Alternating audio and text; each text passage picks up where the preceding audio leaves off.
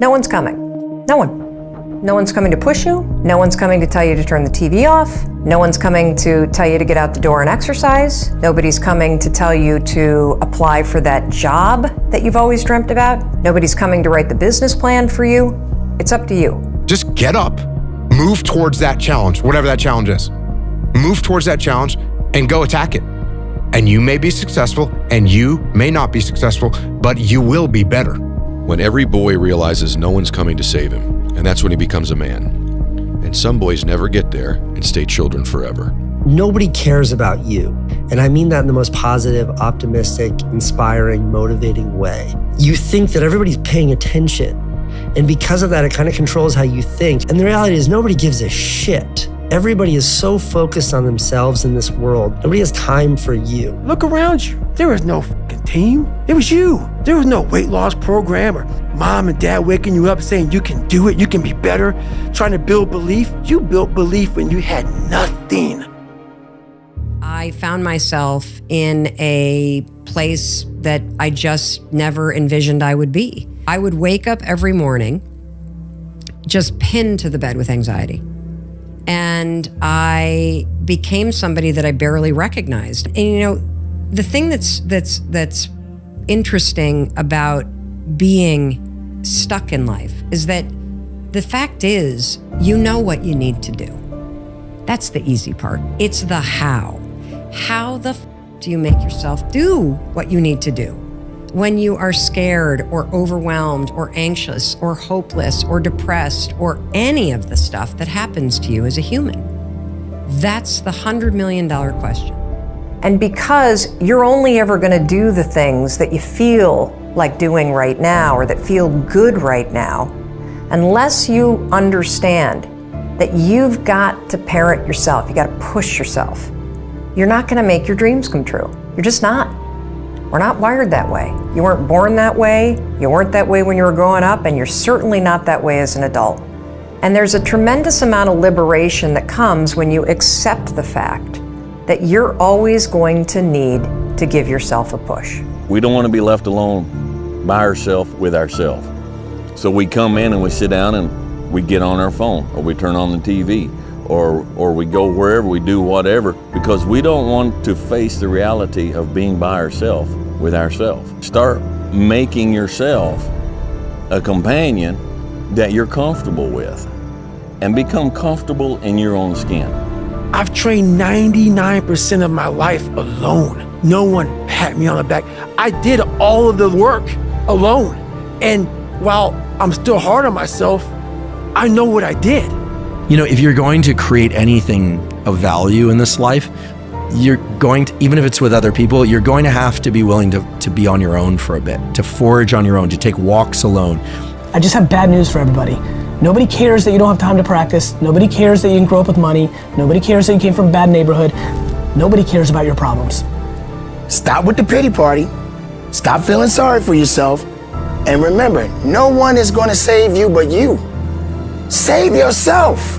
It seems like my version of personal development requires me to fall into a hole or dig one, and then I realize nobody's coming to rescue me, and if I want to get out of the hole, I'm going to need to build a freaking ladder. It doesn't sound good to say that you're in control, that nobody's coming to save you, but that's what works. And so if you take Kobe Bryant's advice, which is that boos don't block dunks, and the idea that you can get so good at something that people can't stop you from succeeding. And I promise you, every single person who wants to do something with their life and has done something with their life has gone through the exact chapter that you're going through. And it's the lonely chapter. It's the chapter where you don't fit in with your own friends, but you don't have the outcomes yet to fit into a new group of friends. And you're going through this and you're like, is this even worth it? Because you have no signs of success. But if there's anything that you can take away from what we're saying right now, is that the sign of success is the hate that you get along the way. First of all, nobody is coming. I mean, if you've been sitting around waiting for somebody to discover you, to pick you, to save you, to rescue you, to give you your shot, it's not happening. Like, at some point, you got to wake up and realize when you're 18 and you're out of that house, you have to parent yourself. Your life is your responsibility. No one is going to save you. We can't do this for you. This journey predominantly must come from you. It's not what other people think. It's your life. But if it's your life, you got to be willing to pay the price. There are going to be seasons in your life where nobody is coming.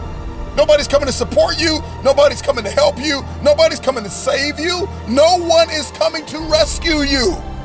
You got to pull yourself out of the pit of misery and put the work in. Everything about it is accountability. Everything about it is self-discipline. Everything about it is no one's going to save you.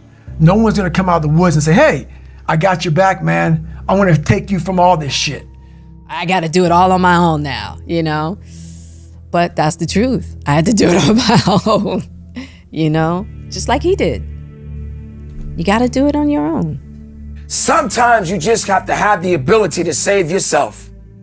I'm not going to say it was easy because it wasn't, but I had to learn it. You have to take your own responsibility. No one's going to save you. You have to do it. You got to learn to pick yourself up on your own. A lot of times these fights and these battles, you got to be your own coach. You got to be your own motivator. You got a long journey ahead of you because you're going to find out that while your dad did a lot of shit to you, you're going to have to make it on your own. You have to look at your own life and you have to realize, okay, you either have to change yourself or you got to make everybody else wrong. You got to look at your own life and go, what do I need to change so I can be successful? And people don't want to do that. It's easier to try to make the other person wrong. I mean, really, because I don't care about being solitary. I don't care about being on my own. I don't care about taking risks because for a very long time I was, in any case, on my own, and everything was a risk. Going to school was a risk, or going out for lunch was a risk, or whatever. People struggle to do things alone. And the path of the exceptional person is one of an exception, which means that you are not with other people. And rather than fighting that or bemoaning it, see it as an indicator that you're on the right path. Because if everyone else were cheering you on, then it means you're not in the right place, because it means you're just like everyone else, and that's not where you want to be. You have to be alone in a very dark place in your mind to think about what is important to you. So you're going to feel the pain of being ostracized from the group of friends that you used to have, but you're stuck in this messy middle where you haven't yet worked out who you are on the other side of this.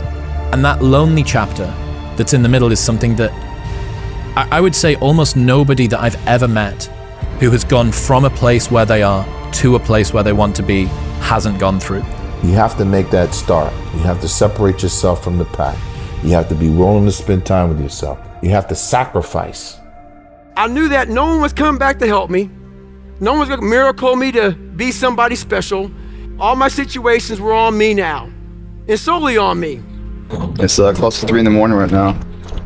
The thing is, man, it's always going to be a party. It's always going to be a time to celebrate and a time to join friends. And I mean, the bars are always open, always open. No matter how old you are, they're always open, you know? What's not always open is the opportunity to check the box in life, you know, to achieve your dreams. That's not always open. I'm talking about right now, the small steps in between the big successes that everyone sees. No one sees this.